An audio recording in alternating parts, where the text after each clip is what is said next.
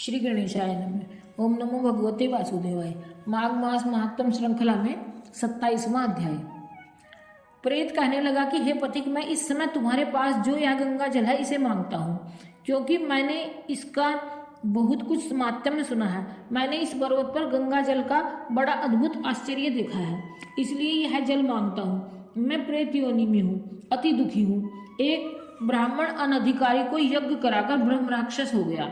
वह हमारे साथ 8 वर्ष तक रहा। उसके पुत्र ने उसकी अस्थियों को इकट्ठा करके गंगा में कनखल स्थान में गिरवा दिया। उसी समय वह राक्षसत्व त्याग कर सदगति को प्राप्त हुआ।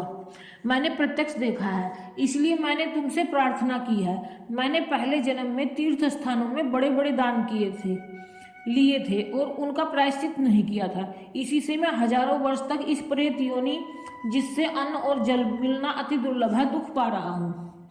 इस योनि में मुझको हजारों वर्ष बीत गए। इस समय आप जल देकर मेरे प्राणों को, जो कंठ तक आ गए हैं, बचाओ। कुष्ठ आदि रोग से भी मनुष्य प्राणों को त्याग करने की इच्छा नहीं करता।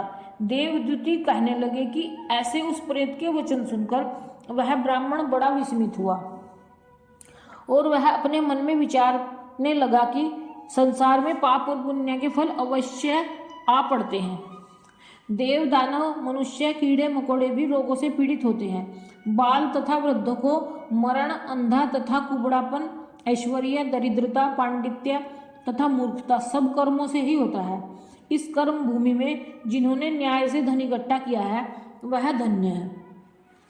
यह सुनकर प्रेत गदगद वाणी में बोला, हे पथिक, मैं जानता हूँ कि आप सर्वज्ञ हैं। आप मुझको जीवन का आधार जल इस प्रकार दो जैसे मेघ चातक को देता है। तब पथिक कहने लगा कि हे प्रेत, मेरे माता पिता भृगु क्षेत्र में बैठे हैं, मैं उन्हीं के लिए जल लाया हूँ। अब बीच में तुमने गंगा के संगम का जल मांग लिया। अब मैं इसी धर्म संदेह में पड़ गया कि क्या कारण वस्तु में यज्ञों को इतना नहीं मानता जितना प्राण रक्षा को मानता हूँ। इसलिए प्रेत को जल देकर तृप्त करके माता पिता के लिए फिर जल लाऊंगा। लोमस जी कहने लगे कि इस प्रकार उस पथिक ने गंगा यमुना के संगम का जल उस प्रेत को दिया। उस प्रेत ने प्रीतिपूर्वक जल को पिया। उसी समय वह प्रेत शरीर को छोड़कर दिव्य देहधारी हो गया। केरल कहने लगा कि बिंदु मात्र गंगा जल से वह प्रेत मुक्त हो गया। हम समझते हैं कि ब्रह्मा जी भी इस जल के गुण का वर्णन नहीं कर सकते, नहीं तो महादेव जी इस जल को मस्तक पर क्यों धारण करते। इस संसार में जो मनुष्य काया, वाचा और मनसा के पापों से रंग गए हैं वह गंगा जल के बिना नहीं धुलते। गंगा जल के सेवन से मुक्ति सदा सन्मुख खड़ी रहती है। जिसके जल को स्पर्श करते ही प्रेतत्व को छोड़कर मुक्ति को प्राप्त होते हैं। जो गंगा स्नान करता है वह वैष्णव पद को प्राप्त होता है। यदि संबंधी लोग गंगा जल से तर्पण करें तो नरक में रहने वाले पितर लोग स्वर्ग में चले जाते हैं और स्वर्ग में रहते हुए ब्रह्मत्व को प्राप्त होते हैं। गंगा जल के समान और कोई मुक्ति का साधन नहीं है।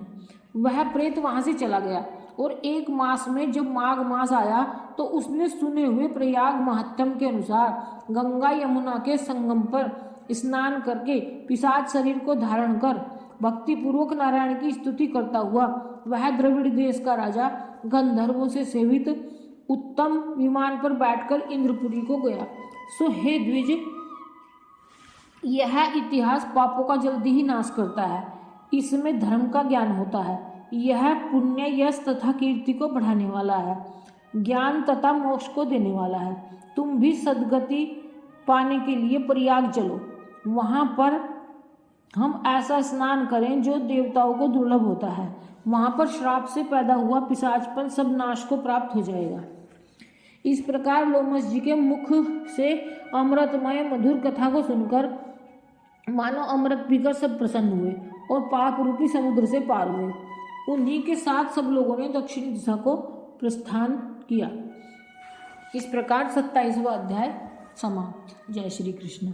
ओम नमो भगवते वासुदेवाय।